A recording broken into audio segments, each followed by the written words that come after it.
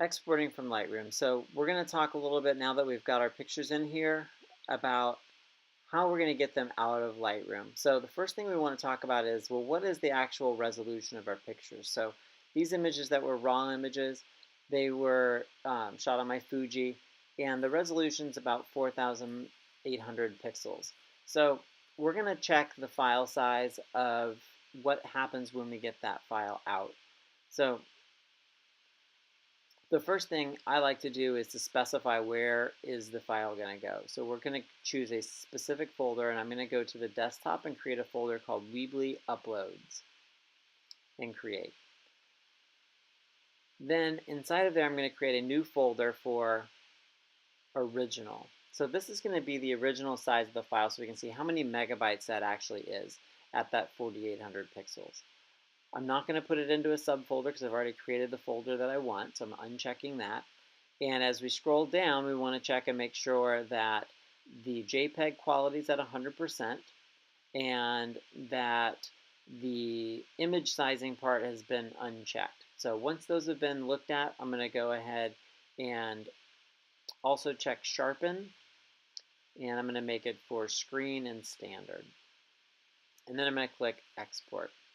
So that's going to make a copy outside of Lightroom into that specific folder that'll be at full resolution.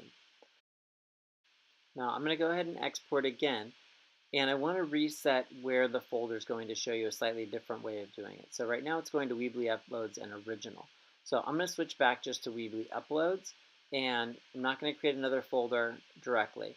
So instead I'm going to check off the button that says put into a subfolder, and I'm going to call this subfolder Web Quality. And then before I hit export, I need to check a couple of things. So again, my JPEG quality is set to 100, and this time I do want to resize, and I'm going to go with the default resolution being set to 72, and I'm going to leave it 1,000 by 1,000 pixels and say export. So that's kind of what Weebly actually recommends as the size and quality to upload to Weebly. Now, I'm going to test one other version, so we're going to click on export one more time, and I'm going to change this to phone quality. Now, the iPhone has a screen that has a higher resolution than 1,000. So I'm going to reset these numbers and choose instead to, so these are lots of different options. We're not going to use any of those. I'm going to stick with height and width. And we're going to set the resolution instead to 2,500. Now let's just try 2,000. So we'll do 2,000 pixels in either dimension, whether it's tall or long. And we'll leave the resolution at 240 and say export. So now in that Weebly Uploads, we're going to have 3 separate folders with 3 separate files. And what we want to look at is how big are each of those files and what is the subsequent quality of each of them. So if we go into the originals file, we'll notice that that file is 5.7 megabytes. So it's not a huge file, but if every single picture that we put onto Weebly is 5.7 megabytes, it's going to take a significant amount of time for it to download. Now, if I double click that, we can see the quality of that image, and we're going to go ahead and compare that to one of the other ones. So let's open up the one that says web quality. And we'll go ahead and zoom in a little bit here so that we can compare how good the resolution of those two files are. So we'll pull in a little bit tighter so we can see, well, okay, how good does that look? And you should notice, in some of the areas, the quality of the texture looks okay. There's a little bit of softness and a little bit of banding in those cloud areas. If we zoom in on this one, it's a little bit cleaner. There's a little bit less separation between those areas, kind of where the clouds and things are separating. But when you compare them side to side, they look fairly close.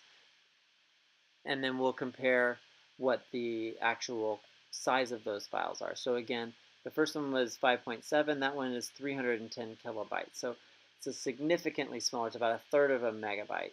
So the phone quality one is at 968, which is just shy of 1 megabyte. And so if we compare those two files, again, we'll zoom in here and look at them full screen and compare. But the quality overall is pretty good for the 200 or sorry, the 2000 pixel file, with our file size being around 1 megabyte. So all of those would be viewable and would be okay.